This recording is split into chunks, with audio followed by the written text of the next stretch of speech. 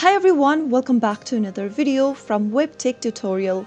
In today's episode, I'm going to be showing you how to sign out of your GoCardless account. So without wasting much of our time, let's dive into the video. First of all, open up a web browser to get started. Type in GoCardless.com in the search box. Make sure that you're inside your main homepage of GoCardless. In order to sign out of your account, click on the settings icon at the top right hand corner, and in the pop-up, click on sign out at the bottom. But remember that you must enter your credentials next time you log into your GoCardless account. And that's how easily you can sign out of GoCardless within a few minutes. If you found the video to be helpful, go ahead and give us a thumbs up. Don't forget to subscribe to the channel by hitting the subscribe button.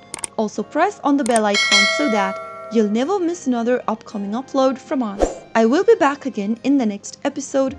Thank you for watching.